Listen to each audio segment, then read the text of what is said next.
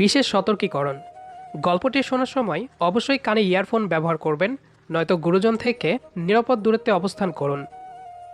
আর একটু আস্তে ঢুকাও, আমার অনেক লাগছে তো। এই তো, একটু কষ্ট করো, আর একটু ঢুকলেই হয়ে যাবে। আমার মনে হয় ঢুকবে না, তুমি শুধু শুধু আমাকে ব্যথা দিচ্ছ। কে বলল ঢুকবে না? এই তো, আর একটু গেলেই হয়ে যাবে। লাগছে তো। একটু সাবান লাগিয়ে নিব কি? শুধু শুধু আমাকে কষ্ট দিতে এসেছো। সাবান দিয়ে ঢুকালে পরে আবার বের করতে হবে না নাকি? তখন তো আবারও ব্যথা পাবো। এটা আর কখনো বের করতে হবে না, আজকের পর থেকে এভাবেই থাকবে। কি পাগল হয়ে গেছো নাকি? যখন আমার বিয়ে হবে তখন কি করব? তখন তো এটা বের করতেই হবে। বের করতে হবে না, এটা যেমন আছে তেমনই থাকবে। লাগছে। আচ্ছা তুই একটু দাঁড়া, আমি সাবান নিয়ে আসি। পুরো গল্পটা শোনার আগে কেউ বাজে কমেন্ট করবেন না। চলুন, সাবান আনতে আনতে আপনাদের পুরো ঘটনাটা খুলে বলছি। সুমিকে ঘরে বসিয়ে রেখে আমি সাবান আনতে ওয়াশরুমের দিকে চললাম। এতক্ষণ যার সাথে ছিলাম সে আমার খালাতো বোন সুমি। অনেকদিন পরে শহরে থেকে খালামুনির সাথে আমাদের বাড়িতে বেড়াতে এসেছে। সুমি ক্লাস 7-এ পড়ে আর আমি এসএসসি কমপ্লিট করে এই বছরে কলেজে ভর্তি হয়েছি। সুমি দেখতে একদম পরীর মতো, ফর্সা গায়ের রং, শরীরে গোস্ত কম, মনে হয় সারাক্ষণ বুকে নিয়ে আদর করতে থাকি। গ্রামে প্রতি বছর মেলার আয়োজন করা হয়। নানান রকমের খাবারের সাথে মেয়েদের সাজুগুজু করার বিভিন্ন রকমের কসমেটিক্স পাওয়া যায়।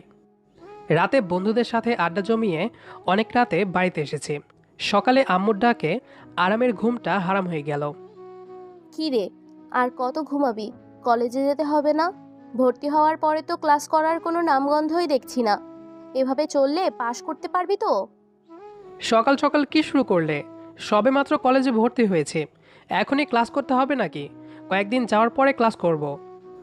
এমন করে চললে কলেজে যার যেতে হবে না, বাবার সাথে ব্যবসা করতে যেতে হবে। একটা মাত্র ছেলে, আমার কত স্বপ্ন দেখে রেখেছি, মনে হয় সেটার একটাও কোনো দিনই পূরণ হবে না। কলেজে ভর্তি হওয়ার পর থেকে ক্লাস করতে যায়নি। আম্মু প্রতিদিন বলে কলেজের ক্লাস করার জন্য, কিন্তু একদিনও না যাওয়ার কারণে রোজ সকালে এসে ডাকাডাকি করে। আমি বিরক্ত হয়ে উঠে বললাম, আহ, সকাল সকাল কি শুরু করলে তুমি? আমি কি শুরু করেছি? আচ্ছা, শুয়ে শুয়ে ঘুমা, তবে মনে রাখিস, যদি রেজাল্ট ভালো না হয় তাহলে আর পড়াশোনা করতে হবে না, সোজা ব্যবসায় বসিয়ে দেব। আম্মুর কথার কারণে আর ঘুমটা হলো না। উঠে ফ্রেশ হয়ে খাওয়া শেষ করে কলেজে চলে গেলাম।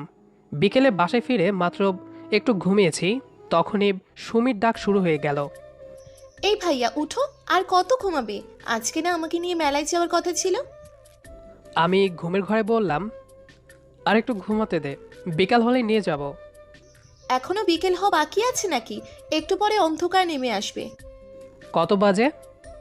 5টা। কিছুটা শীত, এই সময় সকালের ঘুমটা বেশি শান্তি দেয়। ভাবলাম সকালে ঘুম না হলেও বিকেলে একটু শান্তিতে ঘুমাতে পারবো। সেটাও আর হলো না সুমির জন্য। অবশেষে মানিব্যাগে কিছু টাকা আর সুমিকে সাথে নিয়ে মেলায় যাওয়ার উদ্দেশ্যে বের হইলাম। আম্মু পেছন থেকে বলল, সাবধানে যাবে কিন্তু, আর রাত হওয়ার আগেই বাসায় চলে আসবি। সুমি আমার সাথে চারপাশে সবুজ ঘেরাও গ্রামীণ রাস্তা দিয়ে হাঁটতে শুরু করলো। কিছুটা হেঁটে যাওয়ার পরে মেলার বিভিন্ন রকমের খাবারের সুগন্ধি নাকে আসতে শুরু করলো। সুমিকে দেখে ভাবছিলাম 10 টাকার মুড়ি খেয়ে হয়তো আর কিছু খেতে পারবে না, কিন্তু শুটকি মানুষ এত খেতে পারে এটা আমার কখনো জানা ছিল না।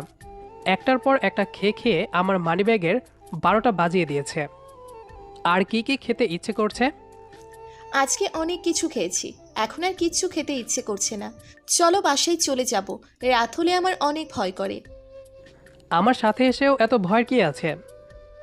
আম্মুর কাছে শুনেছি গ্রামের সন্ধ্যা নেমে আসলেই শিয়াল রাস্তায় বের হয়ে আসে। শিয়াল কি মানুষ খায় নাকি? জানি না, কিন্তু আমার অনেক ভয় করে। চলো আমরা এখনই চলে যাব।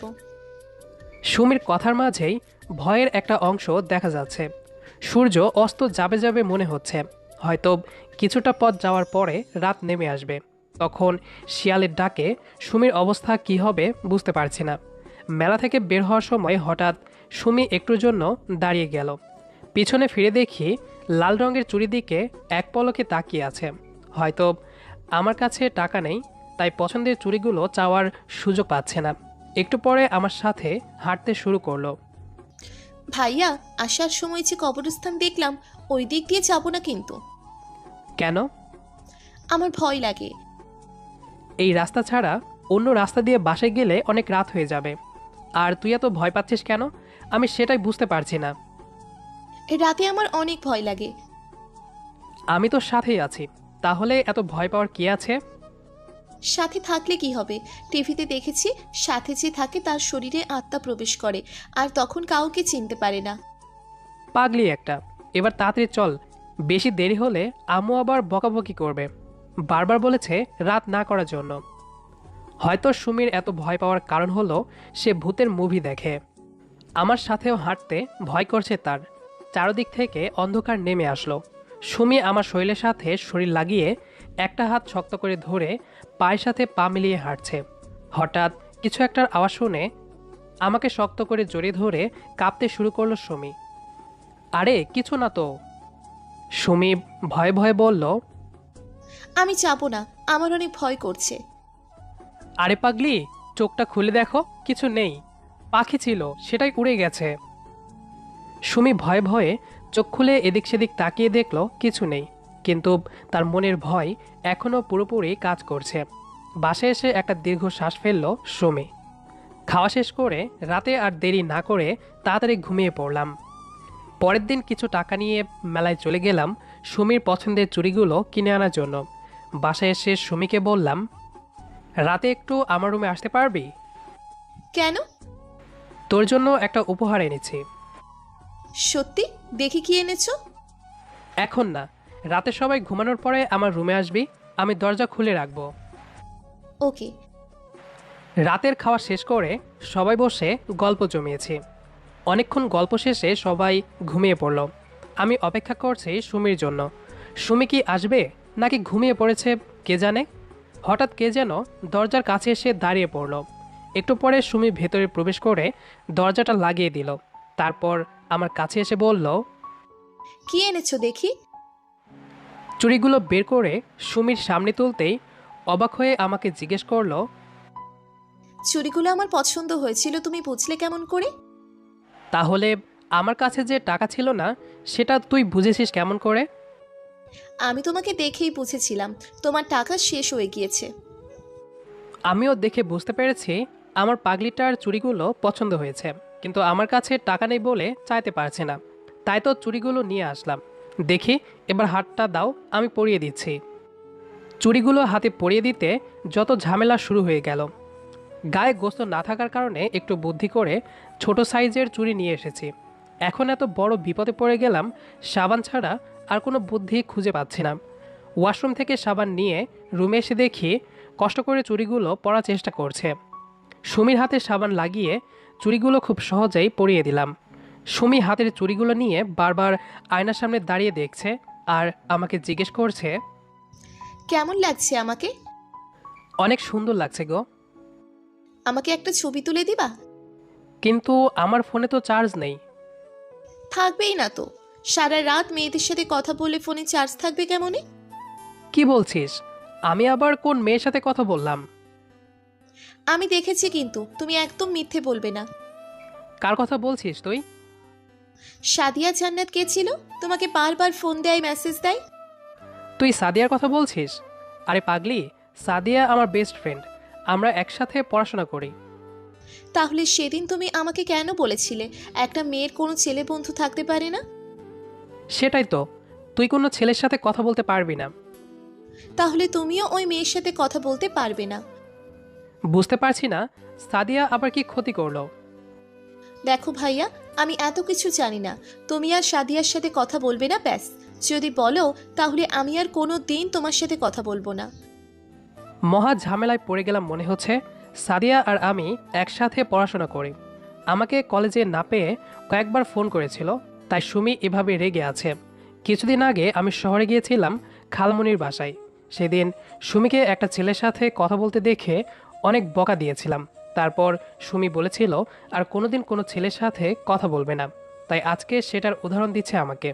আমি সুমির কাঁধে হাত দিয়ে বললাম, আচ্ছা, আমার পাগলিটা যা বলবে আমি তাই করব, কেমন? আর কখনো সাদিয়ার সাথে কথা বলবো না। মনে থাকবে। গো, থাকবে। 2 দিন পরে আমি বন্ধুদের সাথে আড্ডা শেষে বিকালে বাসায় এসে দেখি সুমি কোথাও নেই।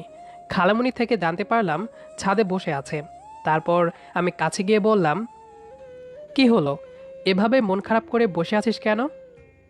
আমার কথার কোনো উত্তর না দিয়ে চুপ করে আছে। আমি সামনে গিয়ে দেখি সুমির চোখ থেকে পানি ঝরছে। আবারও বললাম, কি হয়েছে, তুই এভাবে কান্না করছিস কেন? খালামুনি বকা দিয়েছে বুঝি? না। তাহলে এভাবে কান্না করছিস কেন? নাকি শহরের ওই ছেলেটার কথা মনে পড়ছে? আমার ভালো লাগছে না, তুমি এখান থেকে চলে যাও প্লিজ। আচ্ছা বাবা, কি হয়েছে বলতে হবে তো নাকি? না হলে কি করে বুঝবো কেন কান্না করছিস? আম্মু বলেছে কালকে বাসায় চলে যাবে। সুমির চলে যাওয়ার কথা শুনে আমারও বুকটা কেমন করে উঠল। সুমিকে অনেক আগে থেকে আমার ভালো লাগে, কিন্তু এইবার সুমির চোখে জল দেখে বুঝতে পারলাম সুমিও আমাকে ছেড়ে যেতে চায় না। আমি সুমির মুখ থেকে শিওর হয়ে জানার জন্য জিজ্ঞেস করলাম, তার জন্য এভাবে কান্না করা কি আছে? আমি তোমাকে ছেড়ে যেতে চাই না। কেন? আমি তোমাকে ভালোবাসি। ভালোবাসলে কি দূরে যাওয়া যায় না নাকি? আমার তোমার সাথে থাকতে ভালো লাগে। আমার মন খারাপ হলে তুমি আমাকে হাসাতে পারো। দূরে গেলে কি আমায় মন ভালো করে দিতে পারবে? হ্যাঁ, পারবো। তাছাড়া আমাদের তো মাঝে মাঝে ভিডিও ফোনে কথা হয়, আর এখন থেকে সবসময় ভিডিও ফোনে কথা বলবো। সত্যি? সত্যি। কিন্তু তুই যে আমাকে ভালোবাসিস এটা এখনই কাউকে বলা যাবে না কিন্তু। কেন? যদি এখন কেউ জানতে পারে তাহলে আমাদের আর ভিডিও ফোনে কথা বলতে দিবে না। আমাকে তোমার থেকে কেউ আলাদা করতে পারবে না। কিন্তু তুই এভাবে মন খারাপ করে থাকলে তো চলবে না। খালামুনির সাথে বাসায় চলে যা, কয়েকদিন পরে আমি তোর সাথে দেখা করে আসব, কেমন? ভালোবাসার মানুষকে কেউ তুই করে বলে বুঝি? তাহলে কি বলবো? তুমি করে বলতে হবে। আচ্ছা, এখন থেকে তুমি করে বলবো। এবার খুশি তো? হুম। আর তুমি তাড়াতাড়ি আসবে কিন্তু। হুম, খুব তাড়াতাড়ি আমার পাগলিকে দেখতে যাব। সুমিকে অনেক বোঝানোর পরে যাওয়ার জন্য রাজি হয়ে গেল। রাতে শুয়ে শুয়ে ভাবছি, যদি আমাদের এই সম্পর্কের কথা বাসার সবাই জানতে পারে তাহলে কি হবে। যাই হোক, এত কিছু ভাবলে চলবে না। যেহেতু ভালো বেসে ফেলেছি, এখন যা হবে পরে দেখা যাবে। পরের দিন খালামুনি সুমিকে নিয়ে তাদের বাসায় যাওয়ার উদ্দেশ্যে রওনা হয়ে গেল। যাওয়ার সময় সুমিকে মন খারাপ করে থাকতে দেখলাম। একটু মিথ্যে হেসে সুমিকে বিদায় দিয়ে এখন কেমন যেন লাগছে আমার। রাতে সুমির সাথে ভিডিও ফোনে কথা বললাম। কিছুদিন পরে 2 দিনের জন্য খালামণির বাসা থেকে ঘুরে আসলাম। আমাদের সম্পর্কের কথা 2 বছর পর্যন্ত গোপন ছিল। একদিন সুমি হঠাৎ ফোন দিয়ে কান্না শুরু করলো। আমি জিজ্ঞেস করলাম, কি হলো, এভাবে কান্না করছো কেন? সুমি আমার কথার কোনো উত্তর না দিয়ে কান্না করেই যাচ্ছে। আমি আবারও জিজ্ঞেস করলাম, এভাবে কোনো কিছু না বলে যদি কান্না করো তাহলে আমি বুঝবো কেমন করে কি হয়েছে? আমাকে বলো, কেন কান্না করছো? আজকে আমাকে দেখতে এসেছিল। কি? হুম। আপু বলেছে ছেলে অনেক ভালো, তাই এইবার বিয়ে দিয়ে দেবে। এই জন্য এভাবে কান্না করতে হবে? আমি তো আছি, তাই না? আমার থেকে তোমাকে কেউ আলাদা করতে পারবে না। একটু বুঝিয়ে ফোনটা কেটে দিলাম। আর কোনো কিছু না ভেবে ভালোবাসার মানুষকে হারানোর ভয়ে আম্মুর কাছে গিয়ে বললাম, আম্মু, আমি বিয়ে করতে চাই। হঠাৎ বিয়ে করার কথা বলছিস? কোনো মেয়েকে পছন্দ করছিস নাকি? হুম। কে মেয়েটা? বাবার নাম কি? আমি সুমিকে ভালোবাসি। কোন সুমি? খালামণির মেয়ে সুমি। এখন মজা করার সময় না, ফ্রেশ হয়ে খেতে আয়, আমি ভাত দিচ্ছি। আম্মু, আমি মজা করছি না, আমি সত্যি সুমিকে ভালোবাসি। তুই পাগল হয়ে গিয়েছিস নাকি? আমি সুমিকে না পেলে সত্যি পাগল হয়ে যাব। সুমিও আমাকে ভালোবাসে। প্লিজ, তুমি সুমিকে আমার করে দাও। আজকে সুমিকে দেখতে এসেছিল। কিন্তু আমি তোমার কাছে হাত জোর করে বলছি, যদি সুমিকে না পাই তাহলে আমি মরে যাব। আম্মু আমার কথা শুনে হঠাৎ চমকে গেল। ভালোবাসার মানুষকে হারানোর ভয়ে আজকে আর দেরি না করে সব বলেই দিলাম। আম্মুকে অনেক রিকোয়েস্ট করার পরে আম্মু আমার বিয়ের সম্বন্ধ নিয়ে সুমিদের বাড়িতে চলে গেল। আমি সুমির সাথে কথা বলে সব বুঝিয়ে দিলাম। কেউ যদি তার কাছে জানতে চাই আমাকে ভালোবাসে নাকি, তাহলে হ্যাঁ বলবে। সারাদিন আম্মুর অপেক্ষা করলাম কি খবর নিয়ে আসে এটা জানার জন্য। অবশেষে বিকালে বাসায় আসতেই আমি জিজ্ঞেস করলাম, কি হলো, খালামণি মেনে নিয়েছে? তোর জন্য একটা দুঃখের খবর আছে। খালামণি আমাদের ভালোবাসা মেনে নেয়নি? তোর খালামণি কি হয়েছে বলো? তোদের ভালোবাসা মেনে নিয়ে ওই বিয়েটা ভেঙে দিয়েছে। আর সামনে শুক্রবার তোদের বিয়ে। কি সত্যি বলছো তুমি? হুম, সত্যি। সুমির সাথে কথা বললাম। সুমি মনের খুশিতে দিশেহারা হয়ে আছে। অবশেষে ধুমধামে শুক্রবারে সুমিকে বিয়ে করে বউ করে ঘরে নিয়ে আসলাম। বাসর ঘরে এসে দেখি শুটকি বউ সেজে বিছানার ওপর বসে আমার জন্য অপেক্ষা করছে। দরজাটা লাগিয়ে দিয়ে কাছে চলে আসলাম। তারপর সুমির মাথার ঘোমটাটা তুলে তাকিয়ে আছি এক দৃষ্টিতে। সুমি আমাকে বলল, কি হলো, এভাবে কি দেখছো? আমার শুটকি বউটাকে অনেক সুন্দর লাগছে। আগে বুঝি সুন্দর ছিলাম না? আজকে বেশি সুন্দর লাগছে। সুমি কিছুটা লজ্জা পেয়ে মাথা নিচু করলো। আমি হাত দুটো ধরতেই মনে পড়ল আমার দেওয়া চুড়ি দুটোর কথা। সুমি এখনও চুড়িগুলো হাতেই রেখে দিয়েছে। পিচি বউকে আদর করতে করতে ঘুমিয়ে পড়লাম। পুরো গল্পটা শোনার জন্য অসংখ্য ধন্যবাদ। আমাদের আজকের গল্পটি আপনার কাছে কেমন লেগেছে সেটি অবশ্যই কমেন্ট করে জানাবেন। দেখা হবে আবারও নতুন কোনো গল্প নিয়ে। সে পর্যন্ত আমাদের সাথেই থাকবেন। ধন্যবাদ সবাইকে।